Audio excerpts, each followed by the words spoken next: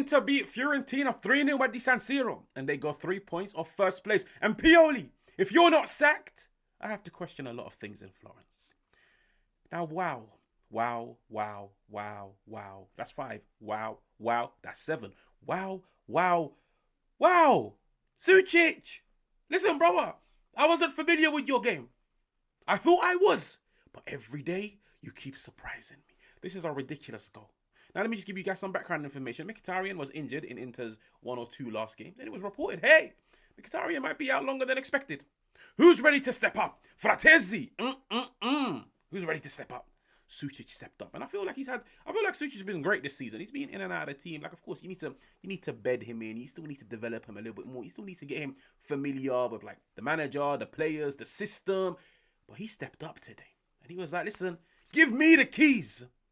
This is a ridiculous goal, and you know why this is a ridiculous goal, and 2, why it's a world-class goal. It's because I can break it down into like 3 departments that highlight why it's world-class. Now, let's start off with the first thing. Now, you could see he's in this area, ready to receive the ball. He makes a little decoy run. He runs forward about 5 yards, but then he stops and starts running backwards. That little 5-yard dash to the left is what created space for him to receive the ball.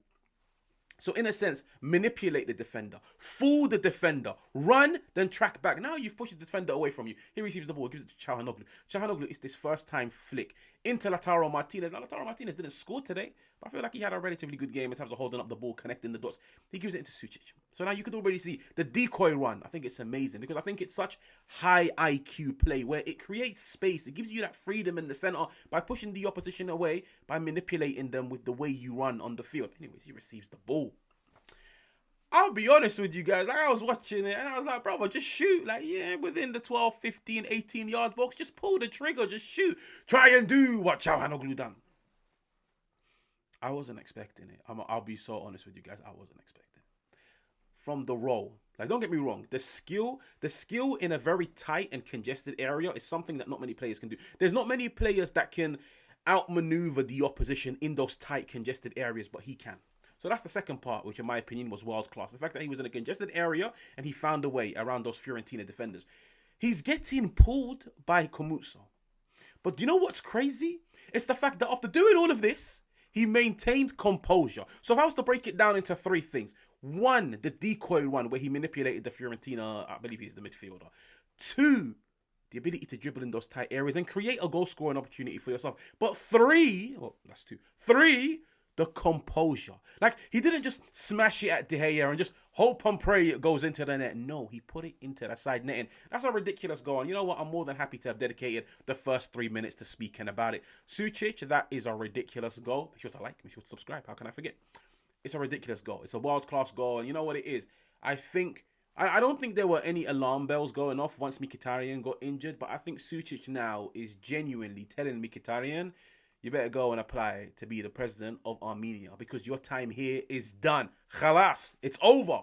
Sucic, I think he looked amazing. Calhanoglu, I've highlighted Calhanoglu a few times this season on this channel where I think Calhanoglu is great. Like I will keep banging on the drum about the 2023-2024 season where, in my opinion, he was one of the best registas in the world. And I feel like this season, he's gone back to that Calhanoglu. And I'm not saying like last season he fell off. I feel like the injuries last season, especially the reoccurring injuries, I feel like the fatigue, I feel like last season he had a lot of setbacks.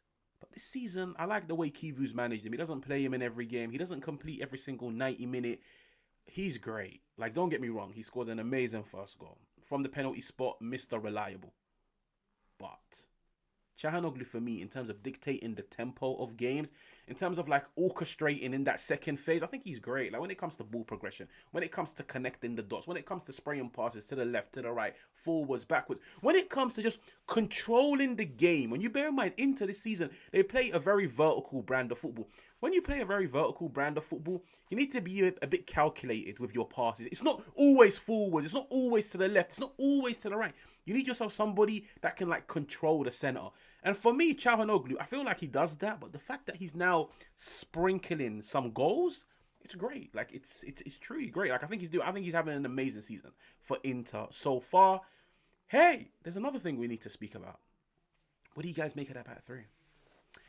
in my last Inter game, I believe it was the game against Napoli, I said, HAJJBALL, I think the time is done. Well, in my opinion, the time was done a very long time ago. But listen, loyal servant, whenever he was called upon, he delivered the goods. He stepped up and he's shown age is just a number. But at the same time, don't take that literally. When it comes to HAJJBALL, like, I just feel like, especially today, you know what it is? I need to credit somebody like Chivu. I need to credit somebody like Chivu for this. After the game against Napoli, I said, what caught Inter by surprise the most, and it's probably what favoured Antonio Conte's Napoli in that win, is the fact that he put Neres. Neres is more dynamic. Neres is a bit more faster. Neres is more, give me the ball, let me run at you. Give me the ball, let me showcase my physicality.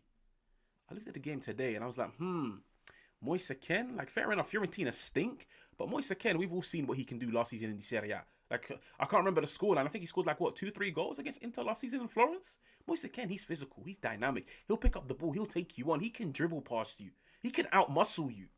And I think today, where Chivu actually got it spot on, is he was like, all right, no problem. I'm going to go with a physical back three.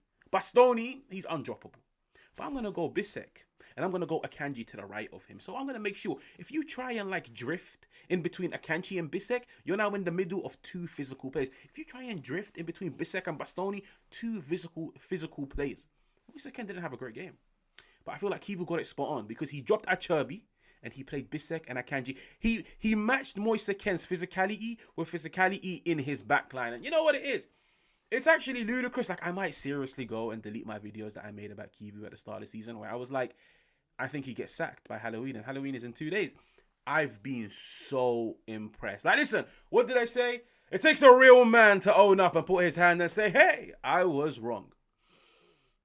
I like what I'm seeing, I'll be honest with you guys. Like, whenever it's a coach I'm not too familiar with and he makes a step up, a team to the size of Inter, let alone the expectation, the demand, the standards, I think he's handled it so well. I think the fact that he chops and changes with the starting 11s and he still finds a way to make it work. I think today, defensively, that switch of HAJJBALL to Bisek is the reason why Moise Kean was poor. On top of the fact that Fiorentina stink.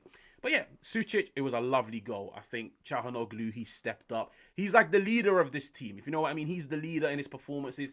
He's the leader in the way he communicates. And I feel like he's the leader because he brings something to this team which not many players can bring. But Sucic, ridiculous goal. I think the back line had a relatively good game. Like, there was literally reaching a period where I was like, I don't think they're going to score today because De Gea was on fire. Like, De Gea, if there's one thing you can never ever take away from David De Gea, yeah, he's dog shit when it comes to penalties. Like, that is one thing everybody knows. He's hideous when it comes to penalties. Ridiculous shot stopper. Ridiculous shot stopper. Like, some of the saves he was making today, I was genuinely looking at it and I was like, hey, Inter might need to actually dig deep. Like, Inter might actually have to dig deep today just to get the 3 points because this guy is looking like he's having one of those highlight reel days where he's unstoppable. He will save everything.